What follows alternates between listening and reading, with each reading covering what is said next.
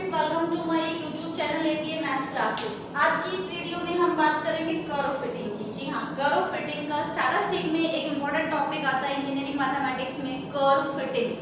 ठीक है जी, curve fitting में क्या करना होता है बच्चे, आपका कोई भी डेटा गिवन है उसको आपने गिवन कर्व में फिट करना होता है। ठीक है, कोई भी डेटा आपको गिवन होगा तो उसको आपने क्या करना है, किसी भी डेटा के अंदर आपने जो है फिट करना होता है, उसको कर्व को, अपने गिवन डेटा को किसी भी कर्व के अंदर आपने फिट करना होता है बच्चे।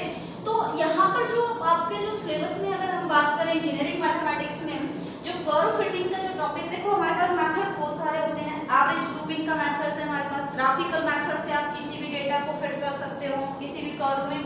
यहाँ पर जो हम बात करेंगे बच्चे, लीस्ट स्क्वायर मेथड की बात करेंगे। लीस्ट स्क्वायर मेथड से किसी भी डेटा को हम फिट करेंगे किसी भी कर्व के अंदर। लीस्ट स्क्वायर मेथड, कर्व आपके पास इसमें क्या क्या बनेंगे। सबसे पहला कर्व है आपके पास स्ट्रेट लाइन। किसी भी डेटा को आपने स्ट्रेट लाइन में फिट करना है बच्चे। स्ट्रेट लाइन की जो इक्वेशन आती है आपके पास, y = ax + b। तो यहाँ पर बेसिकली a और b की वैल्यूज अगर हमारे पास आ जाए तो कोई भी डेटा x और y की वैल्यूज के लिए, किसी भी x की वैल्यू के लिए हम y निकाल सकते हैं। मींस आपका कोई भी डेटा इस कर्व के अंदर वो फिट हो जाएगा अगर a और b की वैल्यूज आ जाए। इस a और b की वैल्यूज को निकालने के लिए आप लीस्ट स्क्वायर मेथड का यूज करते हैं।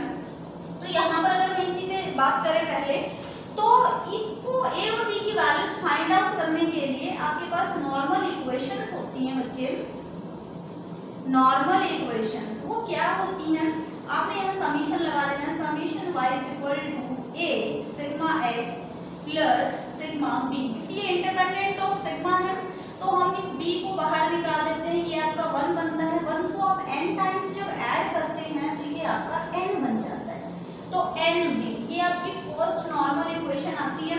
सेकंड नॉर्मल इक्वेशन क्या करते हैं, इसको x से मल्टीप्लाई करके इक्वेशन को and then take summation.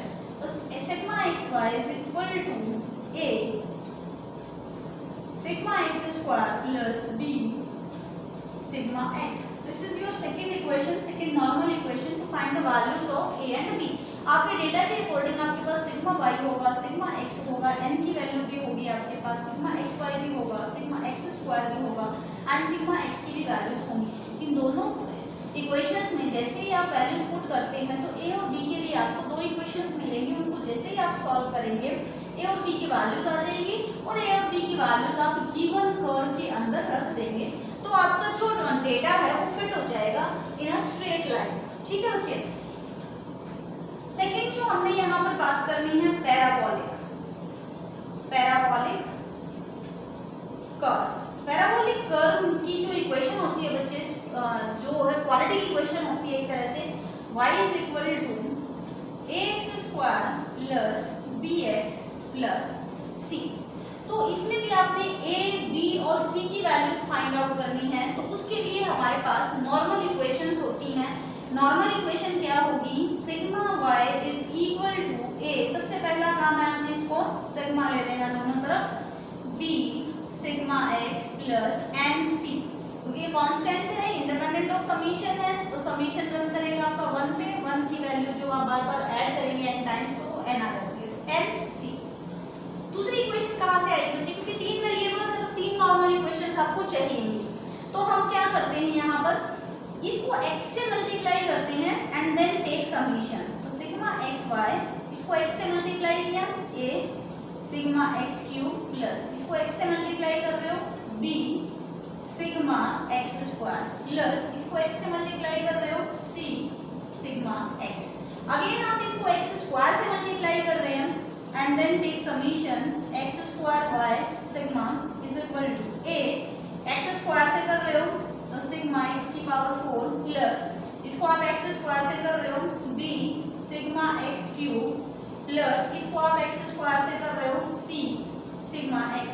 So these are the normal equations to find the values of a, b and c. a, b, c की जैसे ही वैल्यूज आ जाती है इनको सॉल्व करने के बाद बच्चे यहाँ रख देंगे आप तो आपका जो डेटा है वो फिट हो जाएगा इन द पैराबोलिक कर्व। ठीक है, कुछ एक्सपोनेंशियल कर्व्स हैं तो नेक्स्ट वीडियो में बात करेंगे। अभी हम इन्हीं के कुछ क्वेश्चंस की अगर बात करें कि क्वेश्चंस में आपने कैसे निकालना है, तो चलिए क्वेश्चन की तरफ चलते हैं।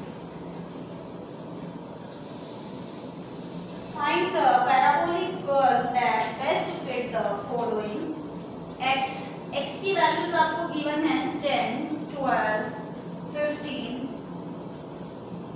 23, 20 एंड y की वैल्यूज गिवन है आपको 14, 17, 23, 25 एंड 21। इस डेटा को आपने बच्चे पैराबोलिक कर्व में फिट कर देना है। इस डेटा को आपने पैराबोलिक कर्व में फिट कर देना है, ठीक है जी। तो पैराबोलिक सबसे पहले अगर हम बात करें पैराबोलिक कर्व हमारा क्या होगा, y is equal to ax square plus bx plus c। Normal equations हमें इसकी पता है, तो हम क्या करते हैं, देखिए जब आपको थोड़ी सी कैलकुलेशंस में नॉर्मल इक्वेशंस में क्या होगा आपके पास, अगर आप यहाँ पर x लिखते हैं यहाँ y, तो आपको क्या क्या चाहिए, आपको x स्क्वायर चाहिए, x cube, x is to power 4, x square y and xy, ये सारी वैल्यूज आपको चाहिए बच्चे। जब आप x की पावर क्यूब करेंगे तो ये वैल्यूज आपकी काफी बड़ी बड़ी वैल्यूज आपको गिवन है। x की पावर 4 करेंगे तो वैसे तो कैलकुलेटर है आपके पास, इजीली आप कर भी सकते हैं, लेकिन काफी लेंथी हो जाता है। हम क्या करते हैं, अपनी कैलकुलेशन को कम करने के लिए, हम अपनी कैलकुलेशन को कम करने के लिए बच्चे एक और वेरिएबल हम इंट्रोड्यूस करते हैं यहाँ पर, let capital X is equal to x minus, क्या करें इसमें से हम क्या सब्ट्रैक्ट करें कि हमारी कैलकुलेशन जो है कम हो जाए। तो हम यहाँ से देखिए, अगर हम यहाँ से x की वैल्यू हम यहाँ लिख लेते हैं 10, 12, 15, 23, 20, y की वैल्यूज लिख लेते हैं 14, 17, 23, 25, 21। जब आप यहाँ पर देखिए 15 अगर आप सब्ट्रैक्ट कर रहे हैं तो ये बनेगा आपका -5, -3, 0, 23 में से 15 जाएगा तो 8 बचेगा और 20 में से 15 जाएगा तो 5, 8 और 5 13, 5 और 3 8, 0 नहीं बन रहा आपका समीशन। आप कोशिश करें कि ऐसी वैल्यू सब्ट्रैक्ट करें जिससे आपका जो समीशन है कैपिटल X यहाँ पर जो भी वैल्यू आएगी वो जो है आपके पास 0 आ जाए। कैपिटल X की जो वैल्यू है बच्चे वो 0 आ जाए आपके पास, ठीक है। इसको मैं यहाँ से रब करती हूँ। तो हमने एक वेरिएबल कैपिटल X यहाँ पर जो इंट्रोड्यूस किया है, x की वैल्यू अगर मैं x - 16 ले लेती हूँ, x की वैल्यू अगर मैं 16, जरूरी नहीं वो आपके इस डेटा में से ही वैल्यू हो, इस डेटा के रेंज में कोई भी वैल्यू हो सकती है। तो इसकी रेंज जो है 10 से 20 तक है, 23 तक है। तो हम 16 अगर मैं सब्ट्रैक्ट करती हूँ तो बच्चे 10 - 16 -6, 12 - 16 आपका बनेगा -4, 15 - 16 -1, 23 में से 16 जाएगा तो आपका बनेगा 7 और 20 में से 16 जाएगा तो 4, 6 और 4 10 और 11, 7 और 4 11। तो ये समीशन मेरा 0 आ गया। तो मेरी जो कैलकुलेशंस बनेगी, नॉर्मल इक्वेशंस जहाँ बनेगी, मुझे वैल्यूज पुट करने, तो वो इक्वेशंस मेरी इजीली मैं उनकी वैल्यूज निकाल सकते हैं। तो कैपिटल X हमारे पास ये आ गया, capital Y is equal to, अब y में से बच्चे हम क्या सब्ट्रैक्ट करें, तो y में से हम सब्ट्रैक्ट कर लेते हैं बच्चे यहाँ पर 20, तो y is equal to y minus 20। 14 में से 20 जाएगा -6, 17 में से 20 -3, 23 में से 20 3, 25 में से 20 5, 21 में से 20 जाएगा तो 1, 5 और 3 8 और 1 9, 6 और 3 9। तो ये समीशन मेरा क्या आ गया, 0 आ गया। तो मैं ये वैल्यूज रख देती हूँ, सारी वैल्यूज क्या क्या चाहिए मुझे, जो मेरी नॉर्मल इक्वेशंस बनेगी या जो मेरा कर्व बनेगा, अब कैपिटल Y में बनेगा, capital Y is equal to ax square plus bx plus c। तो सिग्मा अगर आप ले रहे हैं, सिग्मा सिग्मा सिग्मा यहाँ पर n की वैल्यू आ जाएगी, sigma xy is equal to a, x से मल्टीप्लाई कर रहे हैं x cube, b sigma x square, c sigma x, x square से मल्टीप्लाई कर रहे हैं x4, b sigma x cube, c sigma x square. जो जो वैल्यू आपको चाहिए यहाँ हम निकाल सकते हैं। हमें x स्क्वायर चाहिए, y स्क्वायर चाहिए, x क्यूब चाहिए, x to power 4, then xy, then x square y, ठीक है जी। x स्क्वायर की अगर हम वैल्यू की बात करें तो ये बनेगा आपके पास 36, 4 चौक 16, 1 749, 4 चौक 16। y स्क्वायर की अगर बात करें 36 और ये 9 9 25 और 1। x क्यूब की अगर हम बात करें तो माइनस का आएगा 216, माइनस का आएगा 64, माइनस का 1 7 का करेंगे तो आप ये वैल्यूज मैं आपके टेबल में जो है लिख देती हूँ ये वैल्यूज, ठीक है बच्चे। तो ये x क्यूब आएगा आपका 1 343 then 64 x raise to power 4 आएगी आपके पास 1296 256 ये वैल्यू आप इजीली कैलकुलेटर से निकाल सकते हैं। ये 256 x y की जो वैल्यूज आएंगी वो 36 12 -3 देन 35 4 x स्क्वायर y जो आएगा आपके पास -216 -48 3 245 और 16 ये समीशन आपका 0 आया। ये समीशन आपका 84 आएगा। ये आपका आएगा 4210। ये समीशन आएगा आपका 128। Then here it is y square is अच्छा y स्क्वायर तो हमें चाहिए ही नहीं, चलो कोई नहीं। x square is 118। ठीक है जी, ये समीशन मेरा 0, ये समीशन मेरा 0। अगर मैं इन सब की समीशंस की वैल्यू अपनी नॉर्मल इक्वेशन में रख देती हूँ तो नॉर्मल इक्वेशंस मेरे बच्चे क्या बनेगी? नॉर्मल इक्वेशंस लिखते हैं अपने, तो that is equal to normal equations are 118a plus 5c is equal to 0, then 128a plus 118b is equal to 84, then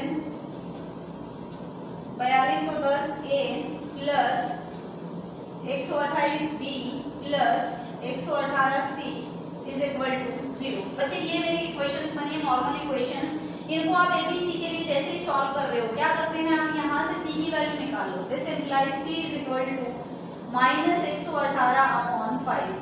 यहाँ पर से आप b की वैल्यू निकाल लो। b इज इक्वल टू कितना हो जाएगा? 84 - 128a डिवाइडेड बाय 118। b और c की वैल्यू जैसे ही आप यहाँ रखते हैं बच्चे आपको a मिल जाएगा। तो a की वैल्यू क्या आएगी? जैसे ही आप कैलकुलेशन करते हैं तो a की वैल्यू आती है -0.07, b की वैल्यू आपके पास आती है 0.79 एंड c की वैल्यू आती है 1.67। ठीक है, तो ये a b c की वैल्यूज आप अपनी इक्वेशन में रखते हैं। इक्वेशन क्या थी आपके पास? y is equal to ax square plus bx plus c। तो y is equal to a की वैल्यू आपके पास -0.07 into X square plus b की वैल्यू आपके पास 0.79 इंटू एक्स प्लस c की वैल्यू आपके पास 1.67। अब देखिए ये वैल्यू आ गई आपकी कैपिटल Y और कैपिटल X में, लेकिन आपका डेटा तो x और y में था, स्मॉल x और y में। तो ये तो अपनी कैलकुलेशन को थोड़ा सा इजी बनाने के लिए हमारे पास 3 समीशन जो आपके पास 0 आ चुके थे, इसलिए हमने अपनी कैलकुलेशन को कम करने के लिए हमने एक सब्स्टिट्यूशन रखा था। तो हम वापस वो सब्स्टिट्यूशन यहाँ पर रिप्लेस कर देते हैं। y की कैपिटल Y की वैल्यू क्या है? y -20 equal to -0.07x। Capital X की वैल्यू क्या है बच्चे? x -16 का स्क्वायर है प्लस 0.79। कैपिटल X की वैल्यू फिर से क्या है? x -16 plus 1.67। तो जैसे ही आप ये स्क्वायर ओपन करेंगे तो आपको एक इक्वेशन मिलेगी। इक्वेशन क्या आएगी आपके पास?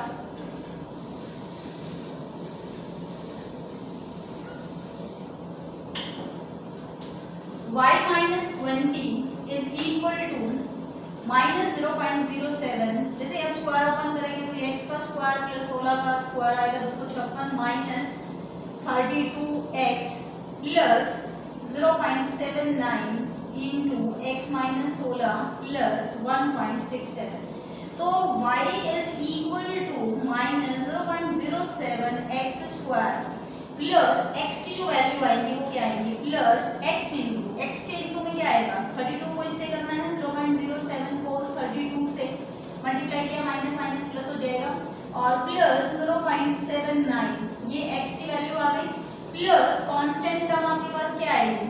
एक तो आई आपके पास माइनस 0.07 मल्टीप्लाई 256, ठीक है, और दूसरी टर्म आएगी आपके पास माइनस 0.79 मल्टीप्लाई बाय 16 प्लस आपका 1.67 और इधर आके 20 भी आपका प्लस हो जाएगा। तो इसके बाद जो भी आपकी इक्वेशन बनेगी एक्स स्क्वायर का कोएफिशिएंट एक्स का कोएफिशिएंट इनको सॉल्व करेंगे हम, इनको सॉल्व करेंगे, जैसे जो भी इक्वेशन बनेगी वो आपका आंसर हो जाएगा। आपका जो डेटा है वो पैराबोलिक इक्वेशंस में कन्वर्ट हो जाएगा, फिट हो जाएगा। तो स्ट्रेट लाइन के लिए भी बच्चे ऐसे ही है, बिल्कुल उसमें थोड़ी सी कैलकुलेशन और कम हो जाती है क्योंकि हमारे पास दो नॉर्मल इक्वेशंस होती है ए और बी में, ठीक है। पैराबोलिक में हमारे पास तीन इक्वेशंस आ जाती हैं ए, बी और सी में, उनके लिए आप उनको सॉल्व करेंगे इस तरह से इजीली। तो ये आपका जो है कर्व फिटिंग में